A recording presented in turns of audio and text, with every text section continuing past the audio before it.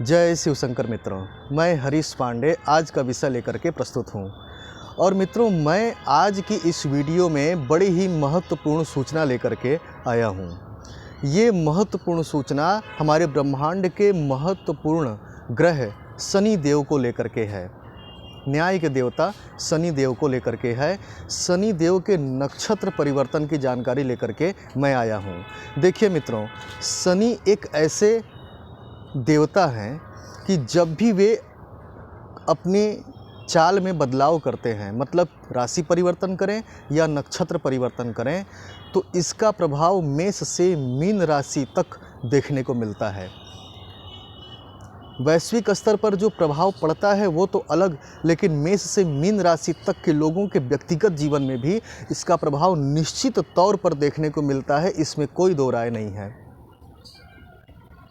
फिलहाल हम बात करते हैं शनि देव की राशिगत क्या स्थिति है, उसकी जानकारी देने के बाद फिर मैं आपको शनि देव के नक्षत्र परिवर्तन की बात समझाऊंगा और आपको सावधान करूंगा, क्योंकि ये जो नक्षत्र परिवर्तन है ये थोड़ा सा नेगेटिव है। इसमें सावधानी रखने की बहुत ज़्यादा ज़रूरत है, और सावधानी किस मामले में रखी जाए वो मैं आपको समझाऊंगा। वीडियो को पूरी देखेंगे तो आपके लिए काफ़ी हितकर होगा, जिससे कि आप अपना बचाव कर सकेंगे और आपके परिवार में सुख शांति बनी रह सकेगी। ठीक है, इसीलिए वीडियो को गौर से देखिए, और अगर वीडियो अच्छी लगे तो लाइक, सब्सक्राइब और शेयर करना न भूलिएगा।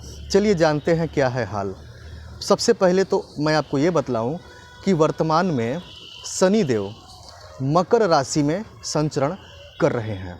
ठीक है, मकर राशि में शनि देव के संचरण करने के कारण मकर, धनु और कुंभ, इन तीन राशियों पर 7.5 का प्रभाव चालू है अलग अलग चरणों में। वहीं मिथुन और तुला राशि पर ढैया का प्रभाव है, और चूंकि कन्या राशि भी इसी लपेटे में है, क्योंकि कन्या राशि से शनिदेव पंचमस्थ हैं। तो कुल मिला करके 6 राशियों पर शनि देव का विशेष प्रभाव है। ये 6 राशि वाले जीवन के दुखों के अलग अलग चरणों पर टिके हुए हैं, अलग अलग दुखों के स्तर को अनुभव कर रहे हैं अपने जीवन में। अब बात करते हैं नक्षत्र परिवर्तन की, तो इस समय वर्तमान में शनि देव मंगल के नक्षत्र धनिष्ठा में संचरण कर रहे हैं। मंगल के नक्षत्र में जब शनि देव जाते हैं, चूंकि देखिए मंगल क्या है, क्रोध है, क्रोध की ज्वाला है। मंगल क्या है, दुस्साहस है।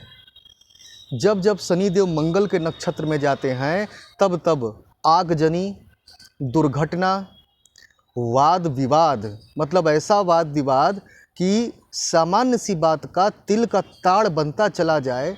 हैरानी हो देख करके कि अरे ये तो इतना बड़ा मैटर होने के लायक था ही नहीं, ये मुद्दा इतना बड़ा कैसे हो गया। और वाद विवाद होते होते बहुत दूर तक दुश्मनी ठन जाए, ऐसी स्थिति हो जाती है जब शनिदेव मंगल के नक्षत्र में होते हैं। ऐसी स्थितियां कुछ लोगों के साथ चल भी रही होंगी, आप लक्षणों से मैच कीजिए ना। तो इस समय का हाल मैं आपको बतलाता हूं कि 19 मार्च 2022 रात्रि 11 बजे, ठीक है, 19 मार्च 2022 रात्रि के 11 बजे शनिदेव धनिष्ठा के दूसरे चरण में प्रवेश किए हैं। अब देखिए यहाँ पर क्या हो रहा है। फिर 29 अप्रैल को शनि देव धनिष्ठा नक्षत्र के तीसरे चरण में चले जाएंगे, और फिर वापस 12 जुलाई को शनि देव धनिष्ठा नक्षत्र के दूसरे चरण में आ जाएंगे, और ये गति पूरे इस साल चलती रहेगी। इस पूरे एक साल शनि देव मंगल के ही नक्षत्र चरण में गतिमान रहेंगे, कभी दूसरे चरण में, कभी तीसरे चरण में। तो ये गर्मा गर्म की स्थिति तो बनी रहेगी। इसका प्रभाव मेष से लेकर के मीन राशि वालों पर पड़ना तय है, और इसका सबसे कॉमन इफेक्ट ये है कि लगभग हर किसी का गुस्सा, किसी का कम या किसी का ज़्यादा बढ़ा हुआ रहेगा। इस समय आपको सावधान रहने की ज़रूरत है। इस समय मैं मेष से लेकर के मीन राशि वालों के लिए एक साथ सभी के लिए सलाह दे रहा हूं कि किसी भी तरह के वाद विवाद की स्थिति से अपने आप को बचाने का प्रयास कीजिए। हो सकता है कि इस समय आपके साथ ऐसा हो कि किसी व्यक्ति के संबंध में उससे जुड़ी हुई अतीत की कोई कड़वी बात आपको दिमाग पे आ जाए, और आप उससे लड़ने का मन बना लें। यही कंडीशन अगले व्यक्ति के साथ भी हो सकती है और वो आपसे किसी बात को छेड़ करके वाद विवाद बढ़ा सकता है, अपने मन की भड़ास निकाल सकता है। जब शनिदेव मंगल के नक्षत्र में संचरण करते हैं तो लोग क्या करते हैं, लोगों की मानसिकता कुछ ऐसी बन जाती है कि अपनी पुरानी भड़ास निकालते हैं वो। इसी कारण बिना कारण का विवाद खड़ा होता है और बातें बिगड़ जाती हैं, संबंध खराब हो जाते हैं और वो भी हमेशा के लिए या लंबे समय के लिए खराब हो जाते हैं।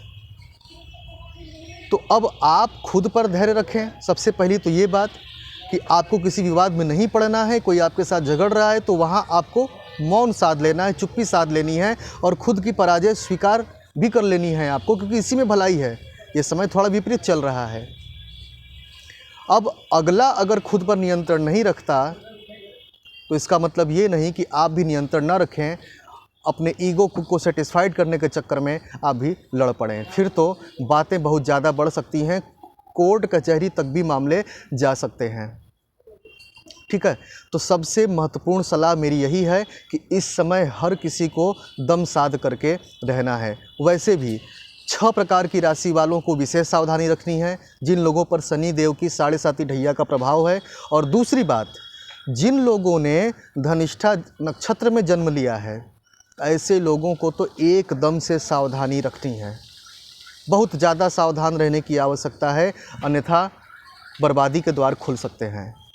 फिर से मैं बता दे रहा हूँ, जिन लोगों का जन्म धनिष्ठा नक्षत्र में ही हुआ है, यानी मंगल के नक्षत्र में हुआ है, ऐसे लोगों को बहुत ज़्यादा सावधान रहने की आवश्यकता है। और ख़ास तौर पर जिन लोगों की मेष राशि है, ऐसे लोगों को भी सावधान रहने की ज़्यादा आवश्यकता है।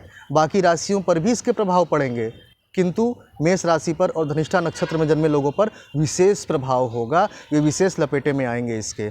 अब यदि बहुत से लोग ऐसे होते हैं जिन्हें अपनी बर्थ डिटेल मालूम नहीं होती है, अपनी जन्म डिटेल मालूम नहीं होती है, तो ऐसे लोगों के लिए मैं बस इतना ही कहूँगा कि वे लक्षणों से मिला लें।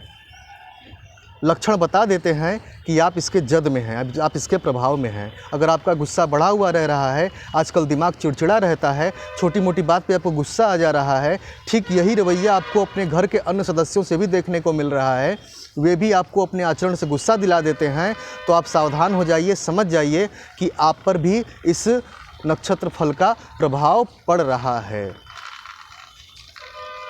अपने आप को नियंत्रण में रखें। नियंत्रण में रखेंगे तो शनिदेव की प्रसन्नता प्राप्त होगी। और इस दुष्प्रभाव से बचने के लिए आप प्रतिदिन हनुमान चालीसा का पाठ करें। ठीक है, हनुमान चालीसा का प्रतिदिन पाठ करें। हर मंगलवार शनिवार को किसी हनुमान मंदिर में जाएं, वहाँ चमेली के तेल का दीपक जलाएं और वहीं खड़े होकर के हनुमान चालीसा का पाठ करें, या तो फिर घर बैठकर बजरंग बाण का पाठ करें, सुंदरकांड का पाठ करें।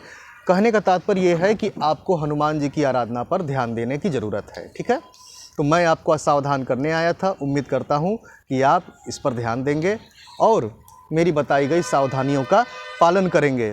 ठीक है, आज के लिए बस इतना ही। मुझे आज्ञा दीजिए। जय शिव शंकर।